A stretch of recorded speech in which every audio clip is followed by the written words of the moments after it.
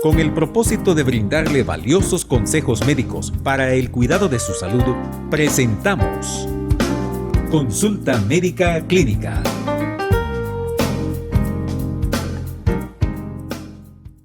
Bienvenidos, gracias por estar sintonizando nuestro programa nuevamente con ustedes para compartir un tema de mucho interés para todos como lo es la diabetes infantil.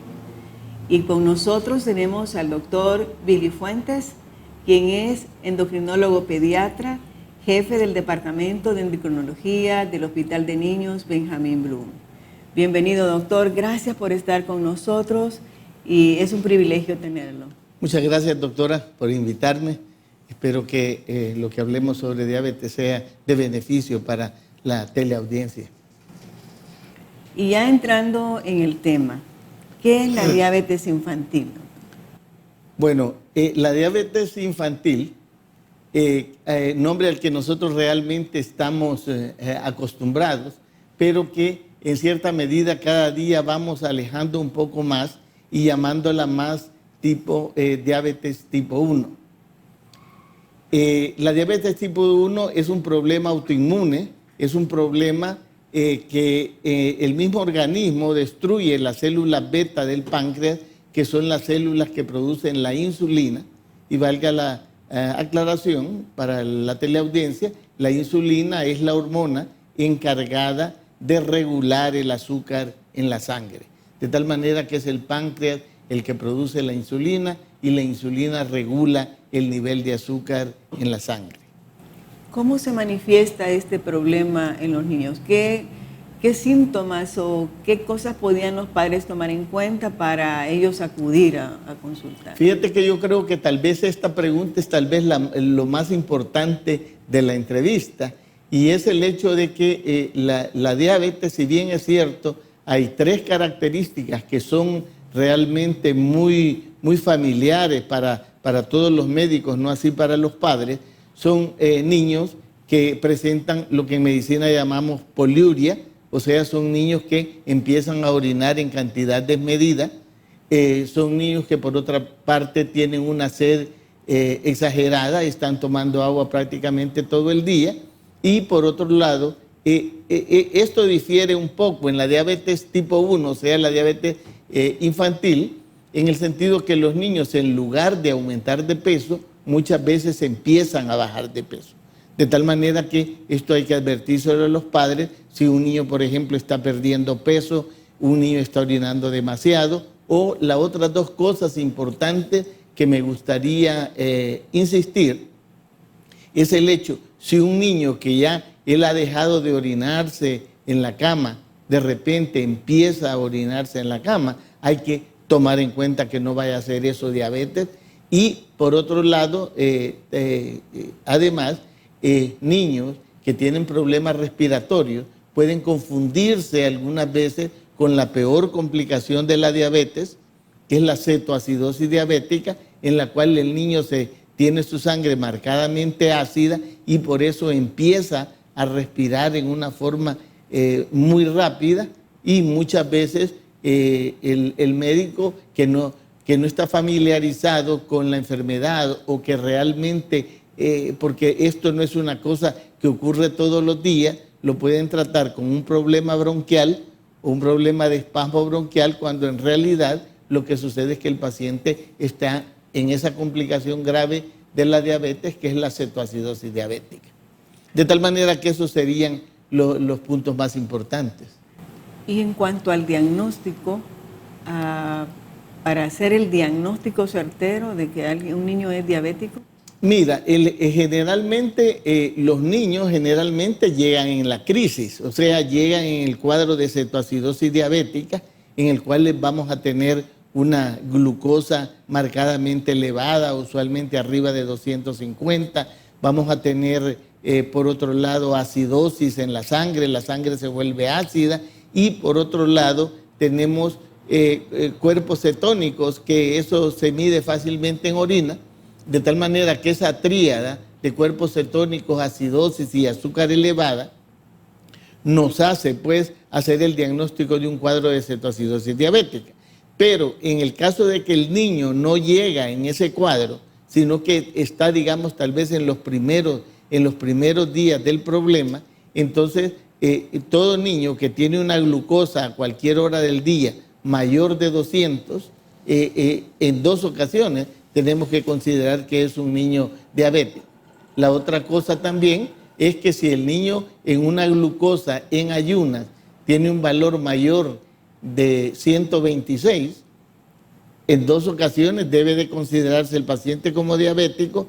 Y por otro lado, si le hacemos un test de tolerancia a la glucosa, o sea, nosotros le damos a tomar cierta cantidad de dextrosa con el objeto de poner en, diríamos, prueba el páncreas. Si este valor a las 2 horas de haberle hecho el examen tiene un valor de arriba de 200, ese paciente también debe de considerarse como paciente diabético.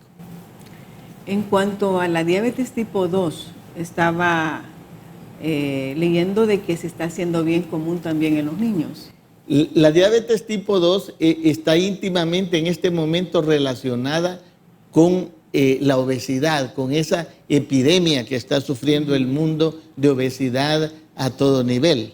De tal manera que prácticamente nosotros estamos viendo en niños pues a muy corta edad, con marcado sobrepeso, que en un momento determinado pueden presentarnos el cuadro de diabetes. A diferencia de la que estaba hablando anteriormente, estos niños son usualmente niños con aumento de peso y por otro lado, muchas veces no se presentan con el cuadro tan agudo como la tipo 1.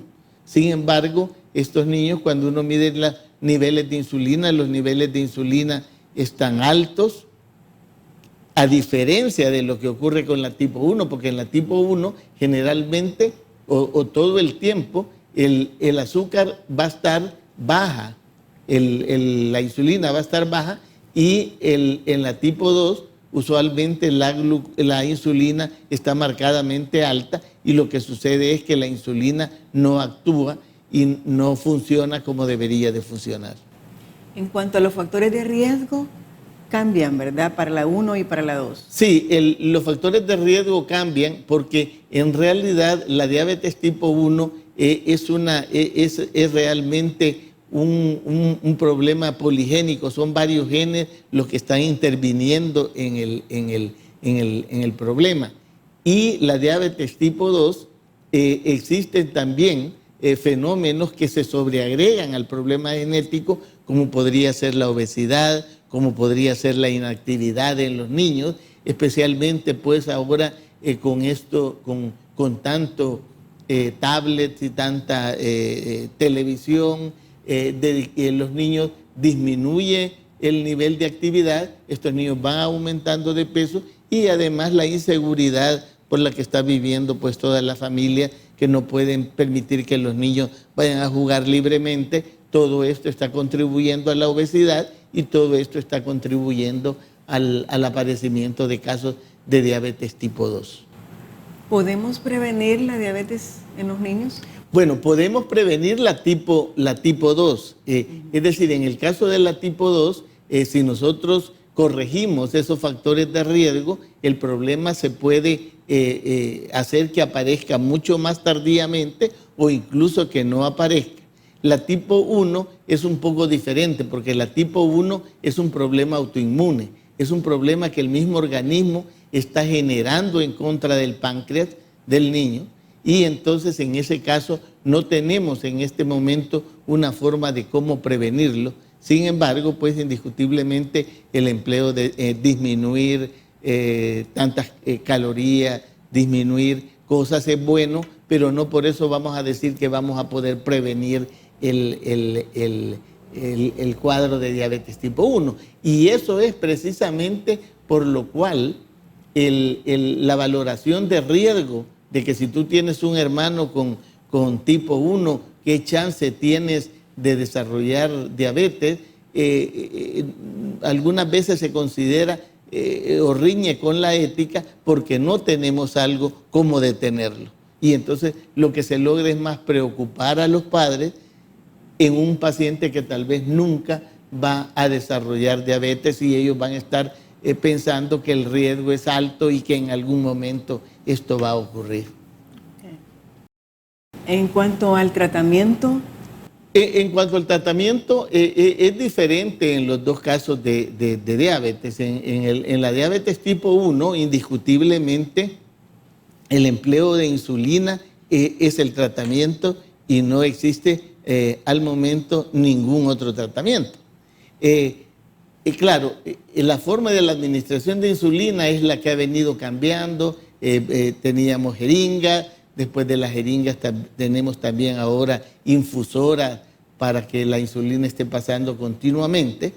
Y la otra cosa que se ve pues en el futuro mediano es el hecho de las células madre, que en este momento, tengo que decirlo, en ningún lugar serio del mundo están haciendo empleo de células madre para diabetes.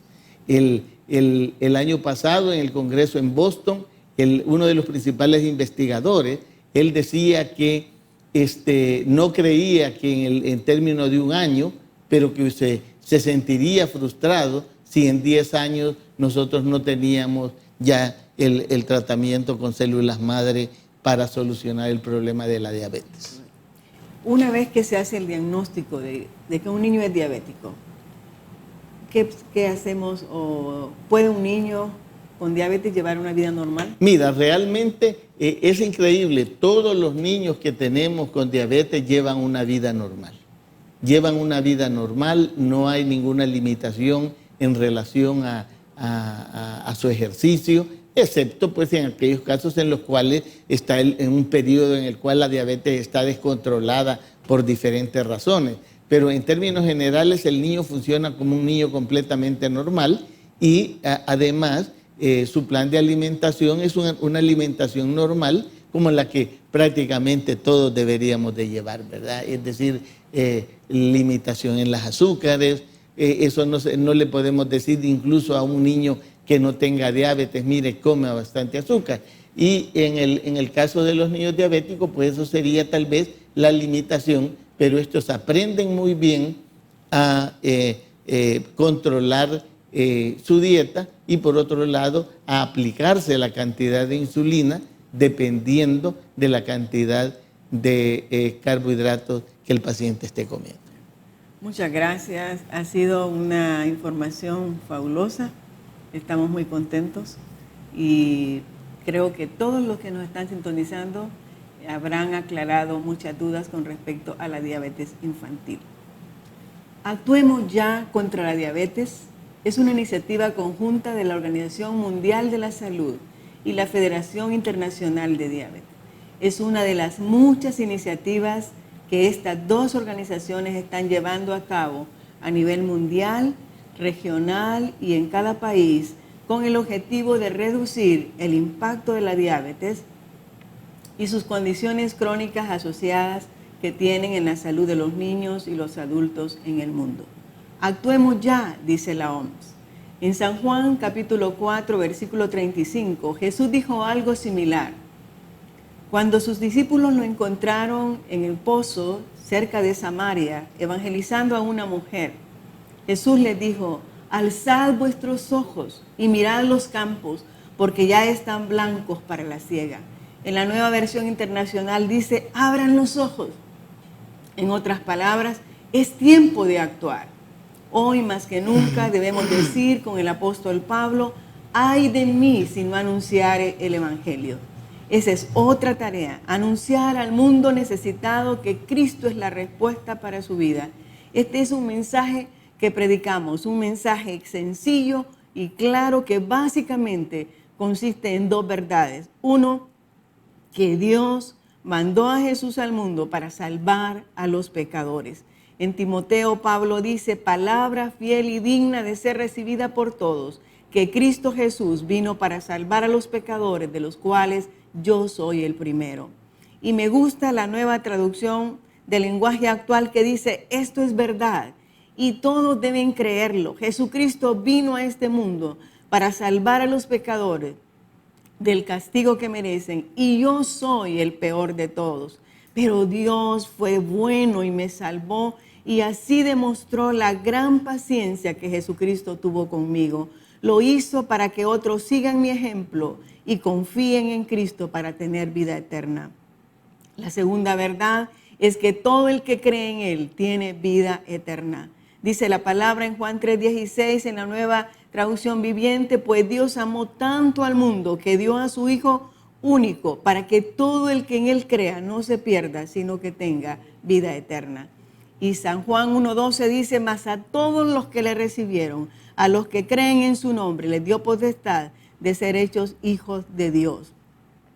Y para concluir, quiero tomar las palabras del apóstol Pablo en su segunda carta a los Corintios, que dice, nosotros trabajamos para Dios, por eso les rogamos que no menosprecien el amor que Dios les ha demostrado.